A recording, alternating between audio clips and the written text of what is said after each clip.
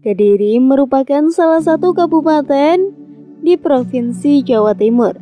Daerahnya merupakan dataran rendah dengan dikitari oleh dua gunung, yaitu Gunung Kelut, Gunung Wilis, dan Gunung Arjuna.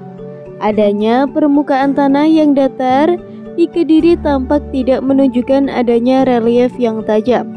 Sungai besar berantas yang memisahkan wilayah ini membuat akses jalan bagi penduduk yang ingin melintasi kawasan ini. Demikian juga dengan keberadaan gunung ini memberikan karakteristik tersendiri bagi Kediri, terutama Gunung Kelut yang meletus dalam jangka waktu tertentu dan mengeluarkan abu vulkanis sehingga memberikan kesuburan tersendiri bagi wilayah ini. Dalam catatan sejarah geografis Indonesia, sungai memiliki peran penting.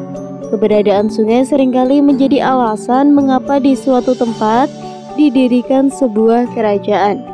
Sungai menjadi sumber untuk melanjutkan kehidupan dan penghidupan manusia di masa lalu, bahkan dalam konteks sejarah tradisional Indonesia. Gerak penduduk di suatu tempat pada umumnya ditentukan oleh keberadaan sungai. Di Kediri di Jawa Timur terdapat juga Sungai Bengawan Solo.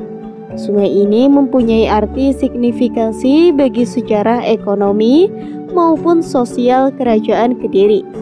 Sumber sungai ini berasal dari Gunung Arjuna, dan sungai ini membawa unsur-unsur dataran tinggi alveal Malang yang bersifat masam hingga larutan basa asap, menimbulkan unsur garam yang tidak dapat dilepaskan dari kesuburan tanah. Ini disebabkan karena garam merupakan bahan makan tumbuh-tumbuhan seperti padi, palawija, dan sebagainya. Demikianlah sungai berantas memiliki fungsi-fungsi penyuburan tersebut yang mengalir dan kemudian melewati daerah Blitar. Melalui daerah-daerah yang dilewati oleh sungai berantas, selanjutnya dapat menerima air yang kemudian sampai di dataran rendah, aluvial Tulung Agung, Ngerawa, dan Kediri bersifat masam, sehingga daerah itu menjadi subur. Sungai berantas melewati pegunungan Kapur, Kendeng, tengah di sekitar Kabupaten Jombang, dan memuntahkan yunsur persis di rawa-rawa yang masam di daerah Muara dan daratannya sekitar Kabupaten Mojokerto. Di wilayah ini pada masa lalu, terutama pada masa kolonial Belanda, merupakan basis pengembangan perkebunan, terutama perkebunan tebu. Hingga saat ini wilayah ini masih banyak ditanami pohon tebu yang memberikan manfaat bagi kehidupan masyarakatnya. Selain itu, kawasan ini juga ditanami tanaman padi yang memberikan kemakmuran bagi masyarakatnya.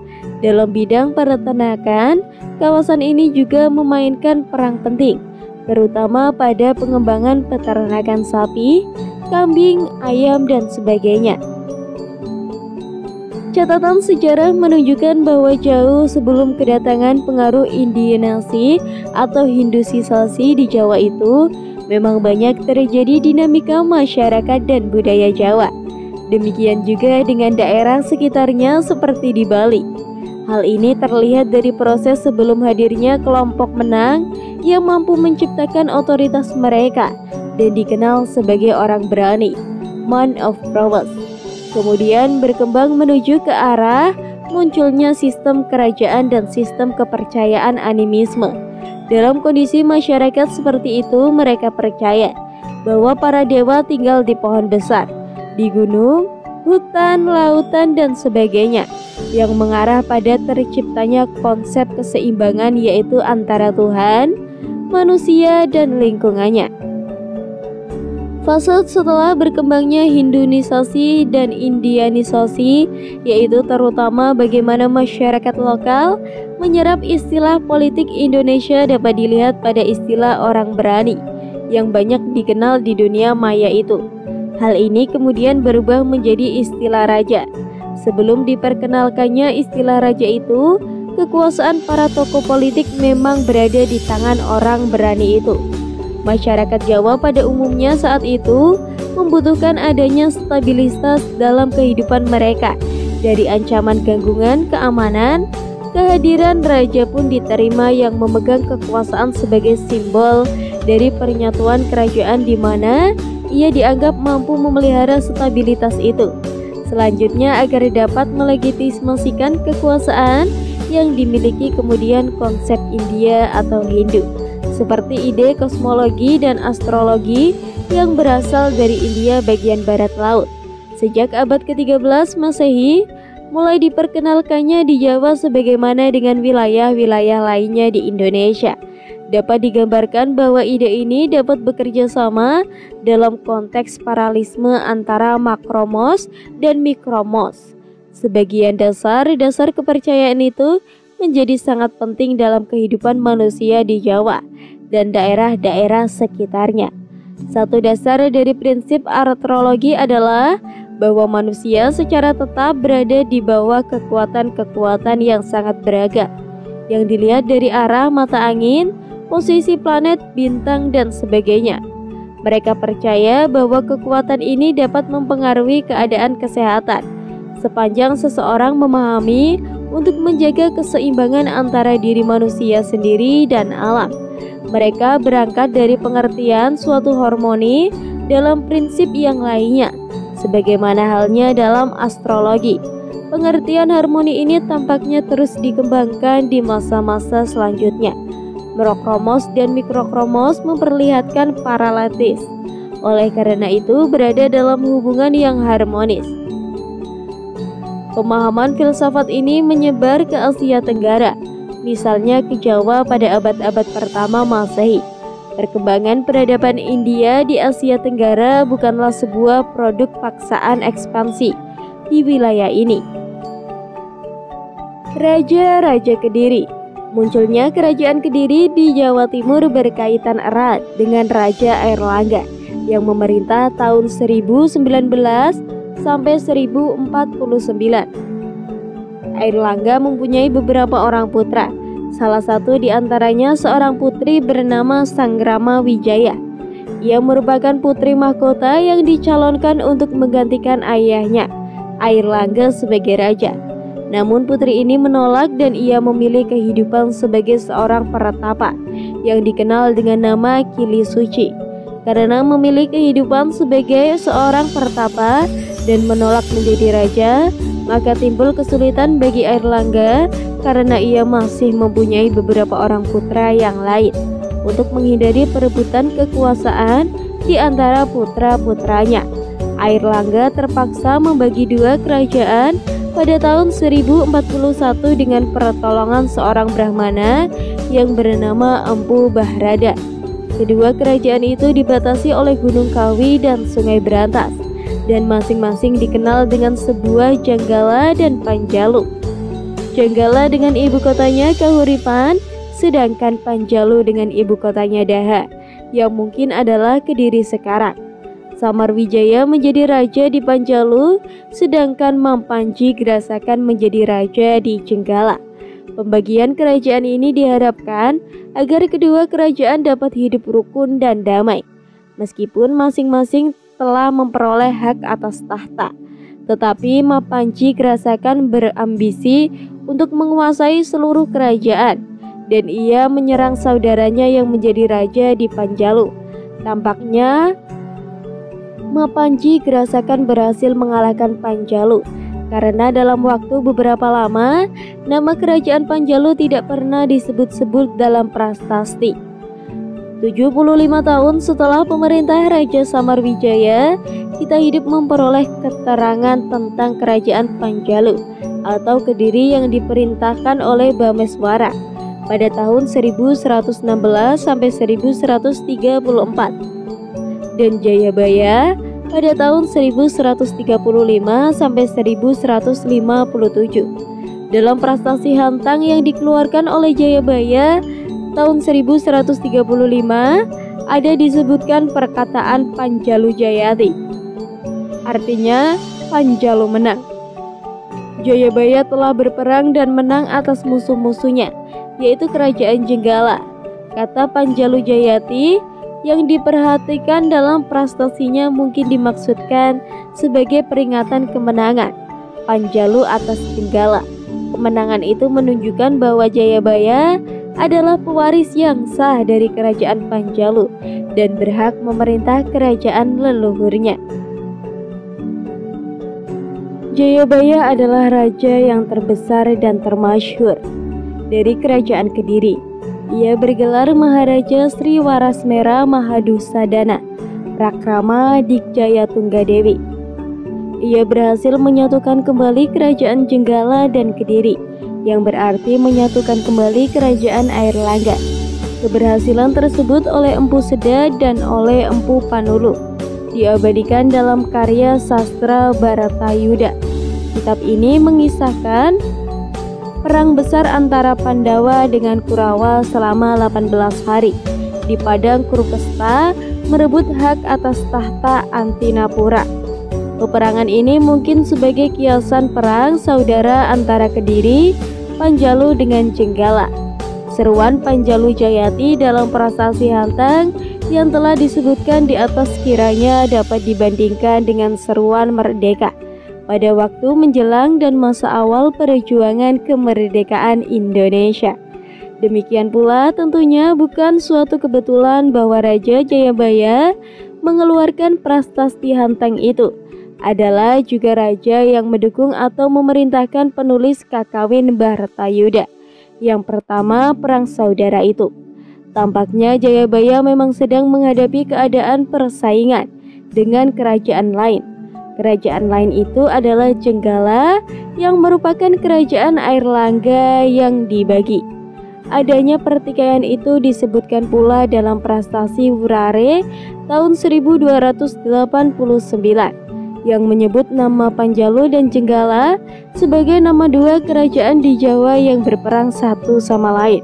Setelah pembagian dua dilakukan oleh Empu Bareda, Kakawin Negara Kertagama yang ditulis pada tahun 1365, menyebutkan pula pada pertikaian dan kemudian persatuan kembali dari kedua kerajaan itu, yaitu Jenggala dan Kediri. Dengan demikian, jelaslah bahwa Panjalu adalah nama lain dari Kediri dan bahwa ada dua kerajaan yang Panjalu dan Jenggala, yang semula satu pada zaman Airlangga, kemudian terpisah dan bersaing keras pada zaman Kediri. Bahwa persatuan kembali itu memang terjadi pada zaman Singosari yang ditunjukkan oleh prasasti Sawardarama pada tahun 1296 yang dikeluarkan oleh Raja Kertanegara. Dalam prasasti ini wilayah kerajaan dinyatakan dengan sebutan Bumi Jenggala Panjali. Ini berarti bahwa pada waktu itu Jenggala dan Panjalu telah dipersatukan. Peran Kartanegara sebagai raja pemersatu itu diupayakan pula dengan ungkapan dari prasasti yang sama, yaitu sebutan baginya sebagai Pinaka Catraning Buwana Saja Wadwipa, atau sebagai pelindung atau pendedu seluruh wilayah Pulau Jawa. Pengganti Jayabaya yang menjadi raja di Kediri adalah Sareswara yang memerintah selama 10 tahun. Pada tahun 1159 sampai 1169, Areswara pada tahun 1169 sampai 1181, Gandra pada tahun 1181 sampai 1182. Suatu hal yang menarik pada masa pemerintahan Raja Gandra adalah dikenalnya jabatan Senopati Sarwajala yang kira-kira dapat disamakan dengan Laksmana Laut.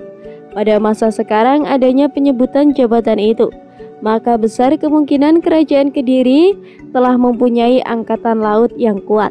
Selain itu, pada masa Kediri dikenal pula pejabat-pejabat yang menggunakan nama binatang sebagai namanya, seperti misalnya Kebo Salawak, Lembu Agra, Gajah Kuning, Macan Putih, dan sebagainya. Raja berikutnya adalah Kameswara. Berdasarkan sumber-sumber prasasti, raja ini memerintah di kerajaan Kediri pada tahun 1182 sampai 1185. Pada masa pemerintahan raja ini ditulis kitab Samaradana oleh Empu Darmaya. Dalam kitab ini raja dipuji sebagai titisan Dewa Kama. sedangkan permaisurinya bernama Chandra Kirana, dianggap titisan Dewi Ratih dari Kerajaan Jenggala, sebagai pertanda telah bersatunya Kerajaan Jenggala dan Kediri. Pada masa pemerintahan Kerajaan Kameswara ini juga ditulis karya-karya sastra yang lain, seperti Werta Sanjaya yang ditulis oleh Empu Tanagung. Karya Empu Tanagung yang lain adalah Kitab Lubadka, yang menceritakan seorang pemburu bernama Lubdaka mencapai moksa karena memuja Dewa Siwa melalui perwujudan lingga. Empu Panuluh menulis Kitab Hariwangsa dan Gatot Kaca Seraya. Masa Kediri adalah masa suburnya penulisan karya sastra. Raja-raja Kediri memiliki kualitas yang khas. Kualitas itu adalah dalam bidang kesenian, khususnya seni sastra dan seni pertunjukan. Sumber-sumber prestasi dan karya sastra menggambarkan bahwa kemampuan dalam menciptakan puisi bukan monopoli para kawi. Kemampuan dalam bidang ini diduga merupakan bagian dari pendidikan yang harus diikuti oleh mereka yang berada di lingkungan istana. Mereka tidak hanya dapat menikmati keindahan puisi, tetapi juga mampu menulis puisi serta mengekspresi secara spontan. Dalam Kakawin Suman Santaka yang digubah pada masa Kediri, dikisahkan para pangeran yang kecewa karena lamarannya ditolak oleh Dewi Indupati. Rasa kecewa itu kemudian dinyatakan melalui bait-bait puisi. Demikian pula dalam Kakawin Baratayuda, Empu Panuluh menyatakan bahwa syair-syair Baginda Jayabaya ini tanpa cacat. Raja dipandang sebagai seorang penyair sehingga pantas dipilih sebagai guru. Setelah Kameswara, yang memelihara di Kediri adalah Raja Kertajaya sekaligus sebagai raja terakhir Kerajaan Kediri.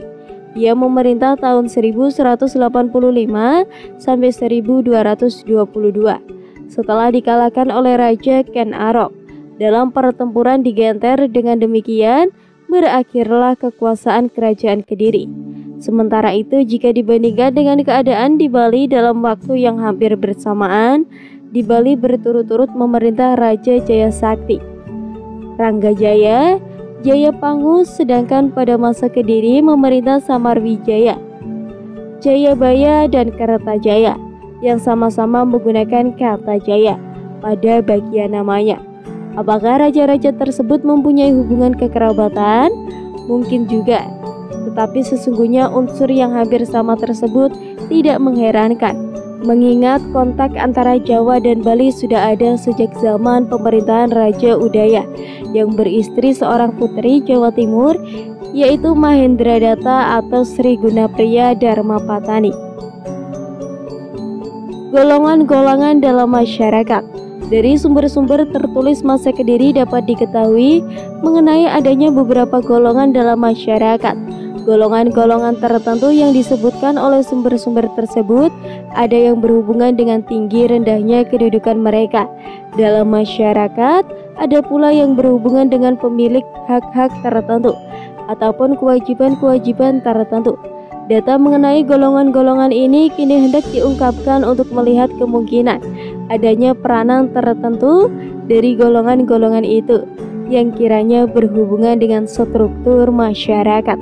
Di puncak penataan masyarakat Kediri itu terdapat seorang yang dianggap mempunyai kedudukan tertinggi, yaitu raja. Seberapa besar wilayah yang bernaung di bawah kewibawaannya di sini tak akan dibahas. Raja yang berkuasa di Kediri umumnya pribadinya dihubungkan dengan Dewa Wisnu. Ia mempunyai nama yang merupakan julukan Wisnu. Terlihat betapa gagasnya Hindu mengenai penjelmaan Wisnu ke dunia sebagai raja penyelamat mempengaruhi kalangan raja pada masa Kediri yang dibicarakan ini. Pada masa Kediri, gagasan itu juga dinyatakan oleh kakawin-kakawin yang diciptakan di keraton pada masa tersebut. Raja yang berada di puncak penataan masyarakat itu rupanya juga dianggap berada di puncak kebudayaan. Ia di samping disamakan dengan Wisnu sebagai penyelamat dunia, juga dapat dipersamakan dengan dewa manapun yang dianggap utama. Ia dapat dipersamakan bahkan dianggap penjelmaan dari dewa karma. Ini dinyatakan mengenai Raja Sri Kameswara dan Kakawin Samaradana. Pada masa Kediri, raja dapat pula disamakan dengan Brahma, Wisnu, Maheswara dan semua dewa-dewa seperti yang dinyatakan dalam Prastasi Mula Maluru. Juga dalam hal kepunjanggaan, raja dianggap menempati kedudukan tertinggi seperti dinyatakan dalam Kakawin Sumasantaka bahwa raja adalah Presida Gu Ningguru Lagu, sempurna sebagai guru dalam seni kakawin. Bagaimana perang raja dalam kegiatan-kegiatan budaya yang lain pada masa Kediri tidak begitu jelas. Kakawin-kakawin Kediri bercerita mengenai kemahiran raja-raja berseni sastra, seperti yang tersirat dalam adegan Aja dan para raja lain yang sedang mengikuti Saimbara Putri Indumati, dan juga adegan Abimanyu yang sedang bercinta, dan lain-lain. Tetapi kakawin-kakawin itu tidak bercerita mengenai kegiatan raja dalam olah seni yang lain. Baru kemudian pada zaman Majapahit terdapat catatan bahwa raja juga memiliki kemahiran dalam seni suara dan seni tari. Sumber terakhir ini juga bercerita tentang seorang raja Singasari, yaitu Kartanegara, yang dikatakan tahu mengenai segala upacara beserta kelengkapan-kelengkapan dan segala ajaran yang utama. Melihat konteks upacara yang dimaksud adalah upacara keagamaan, maka dengan mengetahui bahwa arca dewa digunakan dalam upacara keagamaan, dapat diduga bahwa raja, khususnya Jayabaya, menguasai ketentuan-ketentuan pengercaan dewa, khususnya dewa-dewa yang sesuai dengan kepercayaannya. Cukup sekian cerita yang dapat saya sampaikan. Semoga bermanfaat bagi kalian semua. Mohon maaf apabila ada kesalahan kata atau kata-kata yang kurang tepat. Tetap dukung channel Bobot Nusantara dengan cara like, komen, dan subscribe. Saya pamit. Rahayu, rahayu, rahayu.